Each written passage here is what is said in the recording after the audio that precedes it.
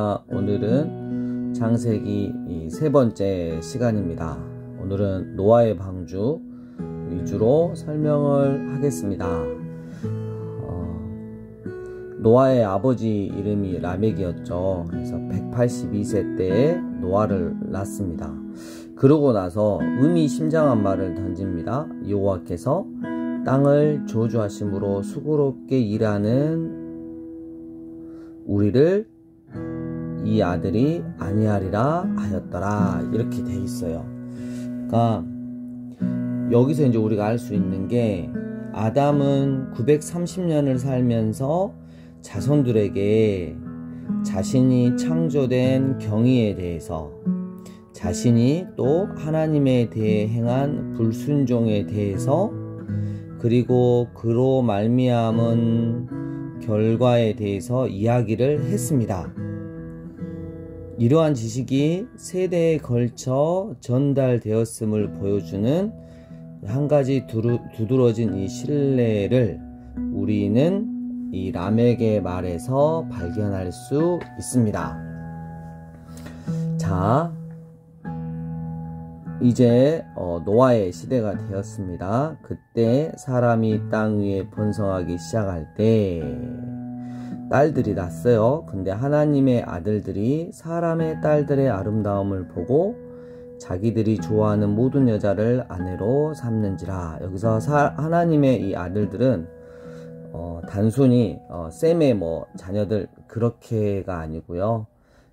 이 하나님의 아들들은 하나님의 신적 가족 구성단에 있었던 그런 자들입니다. 근데 이 사람의 딸들을 보고, 이 아름다움을 보고 이 여자들을 취했다는 것이죠. 그래서 그 당대의 이 네피림, 고인들, 우리가 잘 알고 있는 다윗과 싸운 골리앗 같은 이 네피림을 이렇게 생산해 냈었죠. 그래서 여호와 하나님께서 이르시되 나의 영이 영원히 사람과 함께 하지 아니하리니, 이러면서 그들의 날은 이제 120년 밖에 되지 않을 것이다 라고 말을 하고 있습니다. 이 하나님의 아들들이, 하나님의 신적 가족 구성단들이 정신을 더 바짝 차려서 타락한 인간들의 세계에서 더 선하게 활동을 했어야 되는데 그렇지 않고 오히려 악을 함께 더 도모하는 그런 꼴이 되고 말았습니다. 그래서 그 악의 영향으로 네피림이라는 후손들이 났는데, 결국 여러분 가나안 땅 점령할 때 보면 하나님께서 명령한 그 반드시 멸해야 되는 7 족속 있죠. 다 네피림의 후손입니다.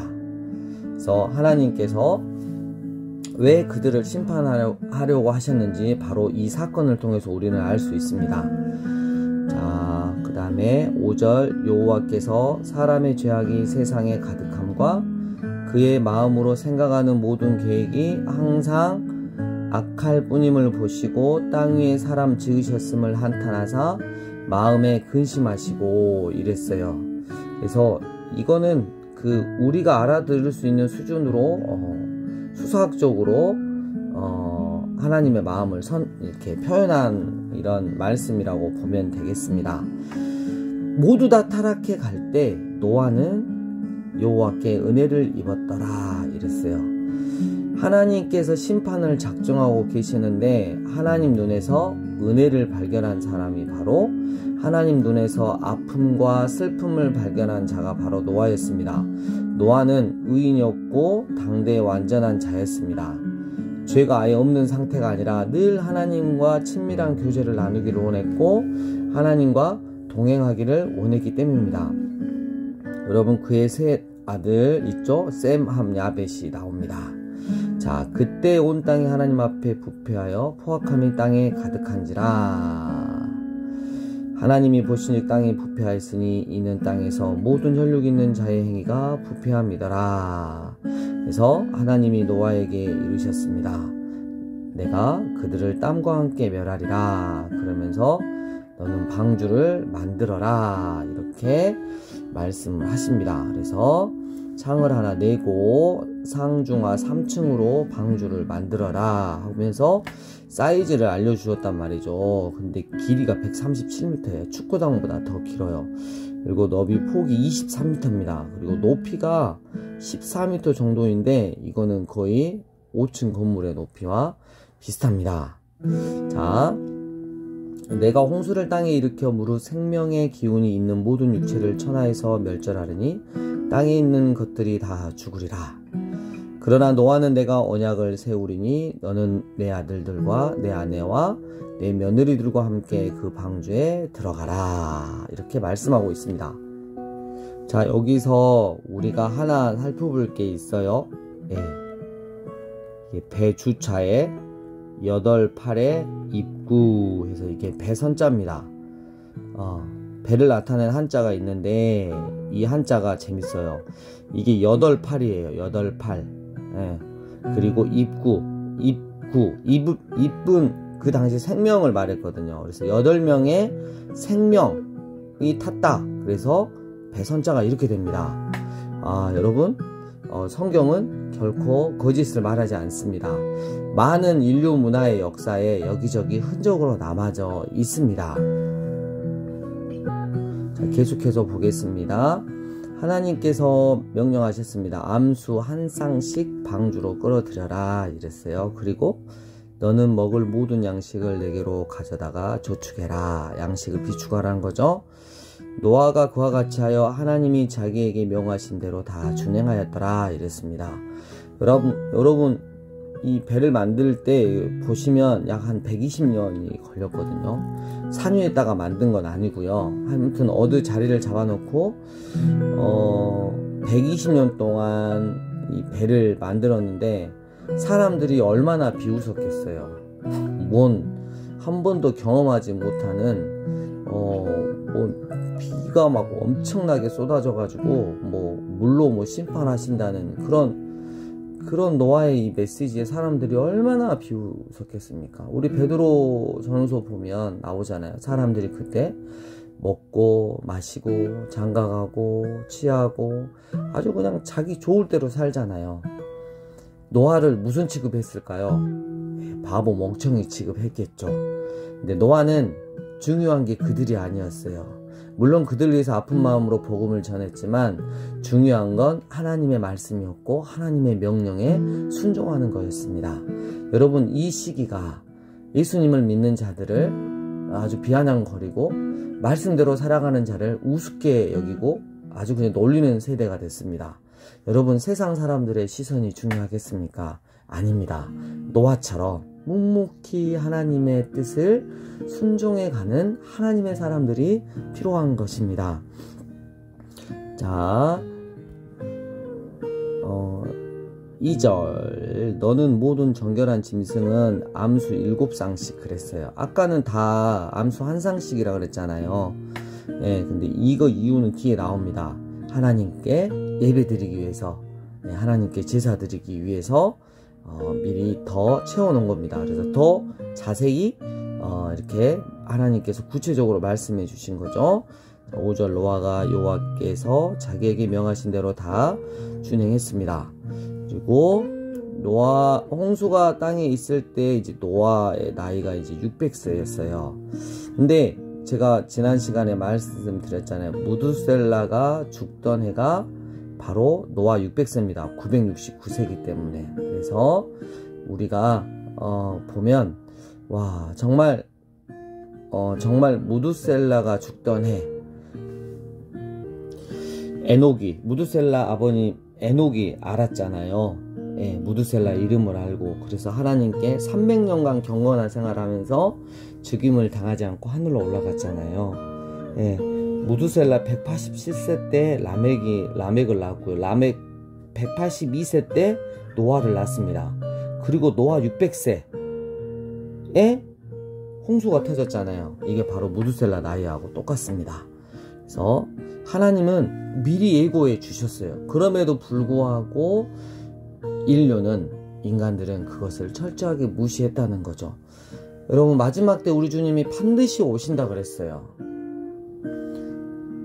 산자와 죽은 자를 심판하시기 오신다 그랬어요. 근데 수없이 많은 사람들이, 하물며 교회 안에 있는 사람들도 주님이 다시 안 오실 것처럼 생활하고 사는 거예요.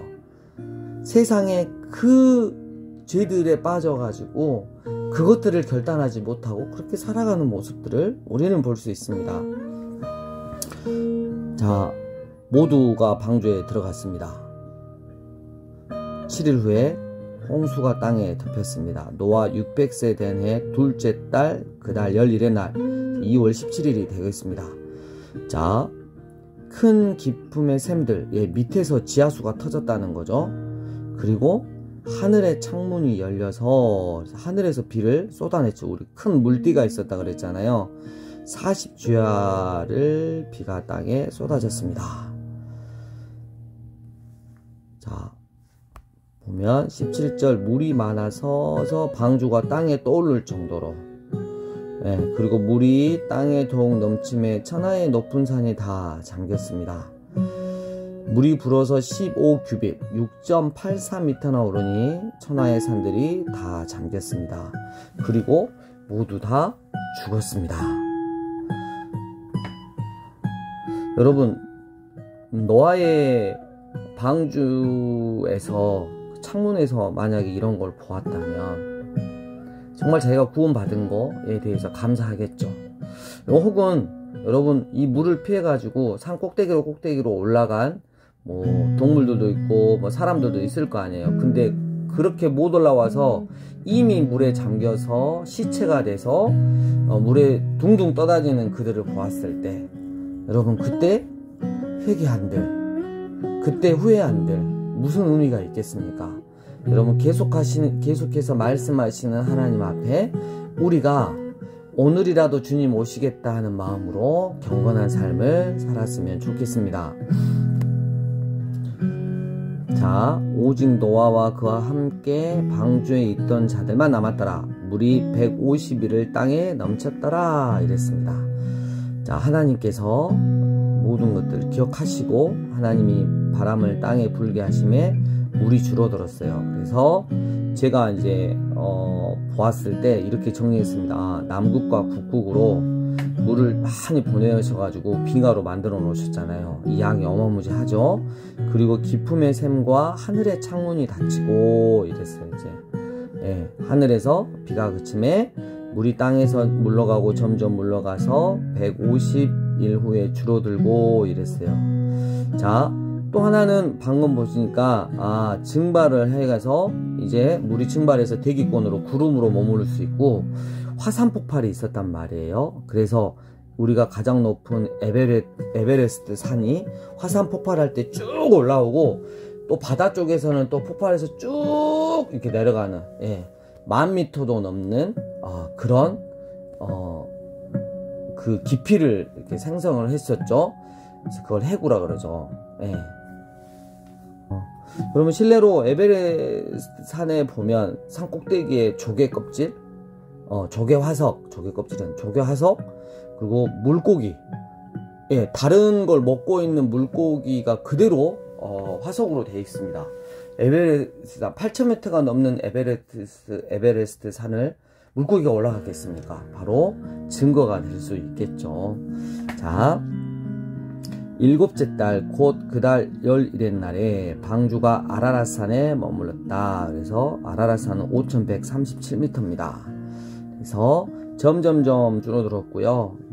까마귀를 내놓았는데 얘는 죽은 시체도 먹으니까 내놓았는데 안 왔어요. 비둘기를 그 다음에 내놓았더니 다시 돌아왔단 말이죠. 그래서 다시 7일을 기다려서 비둘기를 또 방주에서 내놓았는데 저녁에 보니까 입에 잎사귀를 물고 왔어요. 그래서 물이 줄어들구나 이걸 알았어요. 그리고 또 7일을 기다려 비둘기를 내놓음에 다시는 돌아오지 않았어요.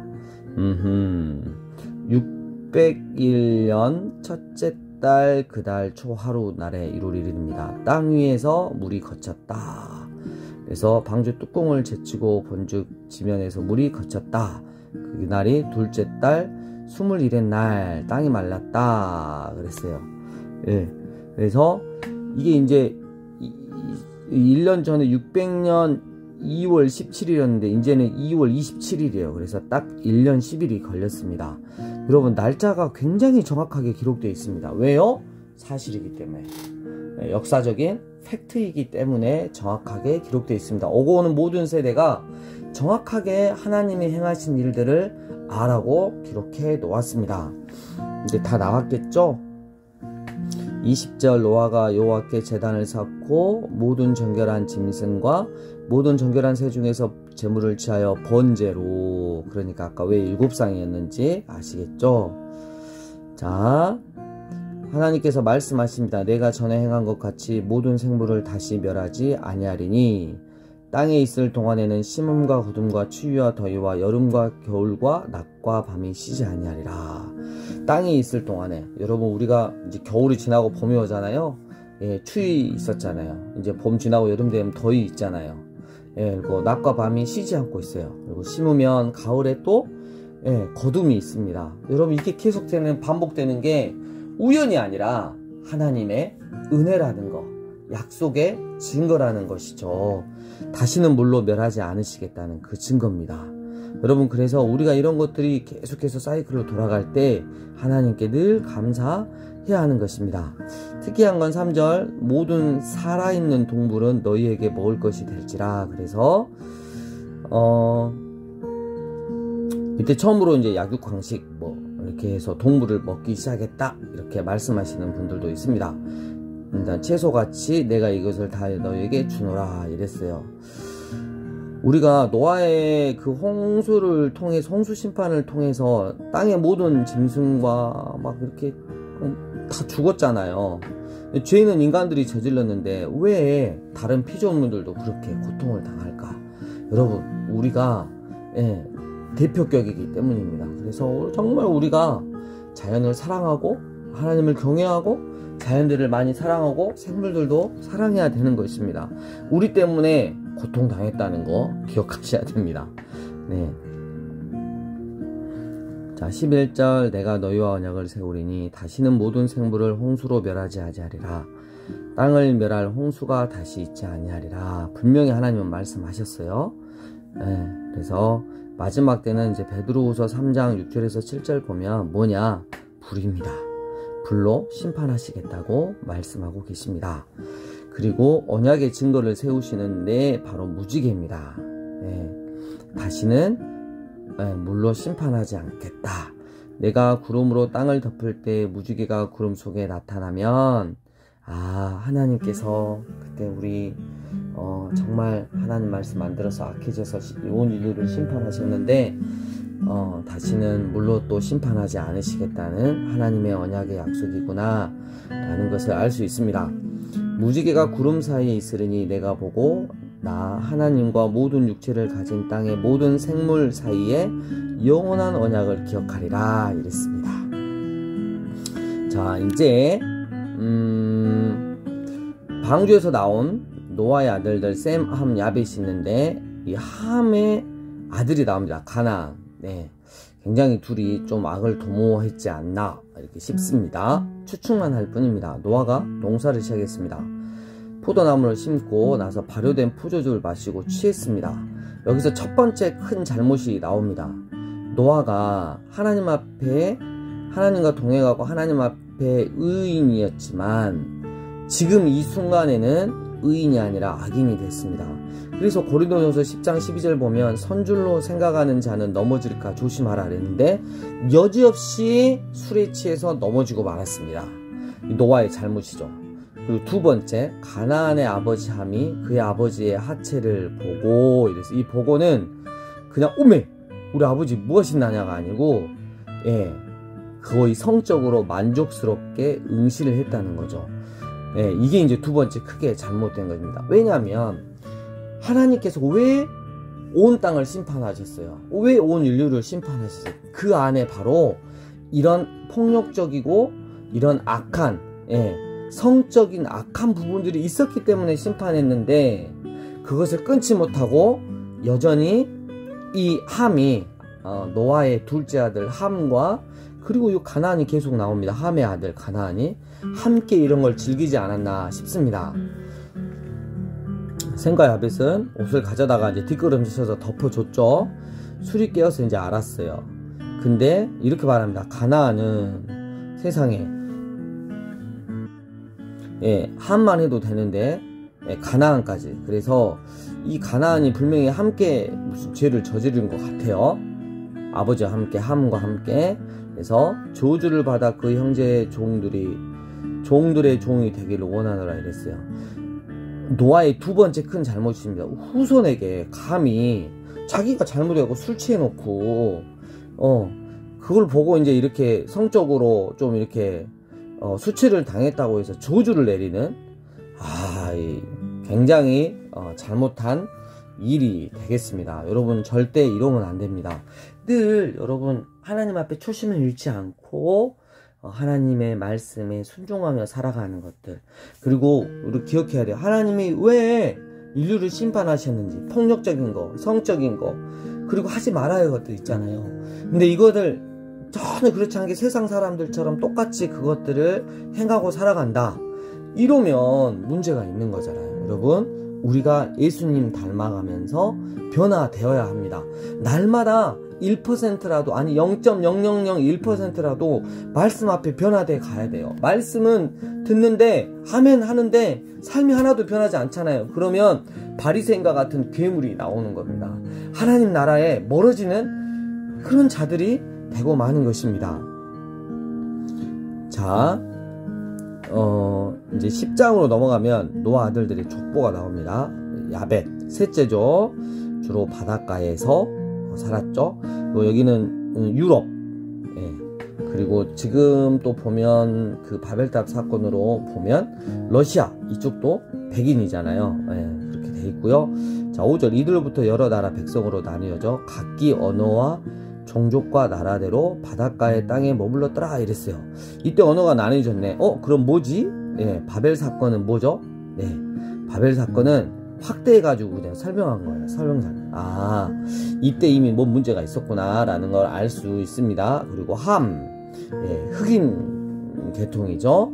주로 아프리카 쪽에 많이 머물렀던 이들 가운데 니므롯이 나옵니다. 첫 용사 멋있게 나오지만 그게 아니고 강폭한 자, 폭군을 뜻합니다. 노예 사냥꾼 정도가 아닙니다. 절대 왕으로서의 사람을 사냥하는 자, 사람을 마구 자기 뜻대로 죽이고 살리는 그런 아주 광폭한 폭군이었습니다. 그래서 요 앞에 용감한 사냥꾼, 뭐 좋은 말인 것 같지만 아니요, 계기는 아주 대놓고 계기는, 그래서 니므롯을 중심으로 해서 이제 하나님을 반역하는 대적들이 나타나는데, 그래서 이 사탄 그리고 하나님을 반역하는 무리들의 일대 뭐 교주라 그럴까요? 교주가 누구냐? 그럼 바로 다 니므롯을 뽑습니다. 그래서 이 니므롯으로부터 니므롯의 이름을 빙자해 가지고 다 온 열방이 하나님을 대적하는 온 열방의 열방 가운데 있는 세력들이 다 니므롯을 추종합니다. 자, 그리고 셈, 이제 황인족이죠. 그래서 이 셈 중에 이제 쭉 이렇게 나오는데 벨렉이 나옵니다. 아브라함의 조상 계통이고요. 욕단이 나옵니다. 아라비아계의 조상이 나옵니다. 여러분, 족보가 너무 정확하게 나와 있습니다.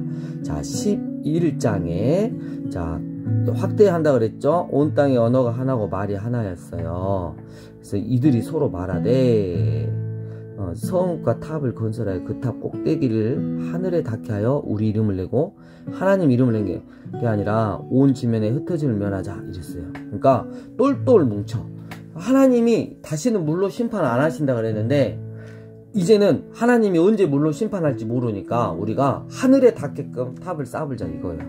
여러분, 물로 심판할 때는 물로 심판하신다 할 때 이 노아의 말을 비웃고 조롱했던 그들이 이제는 하나님이 너무 마음이 아프셔서 다시는 물로 심판하지 않겠다 라고 하시는 하나님 말씀, 이제는 못 믿겠다며 하나님 앞에 이제 비기려고 탑을 쌓는 모습, 이게 바로 인간의 모습입니다.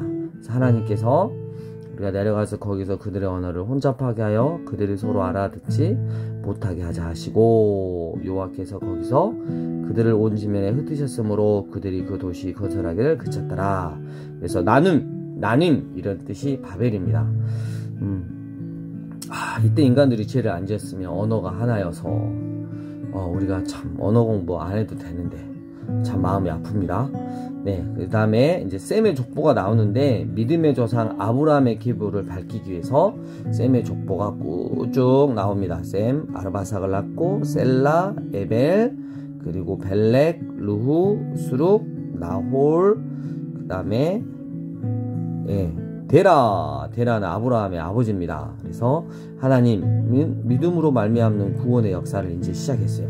온 인류를 향해서 온 인류를 구원하시기 위한 방법으로 이제 믿음으로 말미암는 한 사람을 선택하셔서 구원의 역사를 시작하십니다. 아브라함을 시작해서 다윗을 통해서 바로 육적인 그런 이 조상 계통으로 하나님이신 예수님이 친히 인간의 몸을 입고 오신 그 십자가 사건, 구원의 역사를 지금부터 시작을 하는 것입니다. 창세기 11장부터 시작했다라는 것을 보여주고 있습니다. 27절부터는 다음 시간에 계속하겠습니다. 여러분, 말씀 때문에 행복을 누리시고 말씀의 순종함으로 더 큰 자유와 행복을 누리시는 여러분 되시길 축복합니다.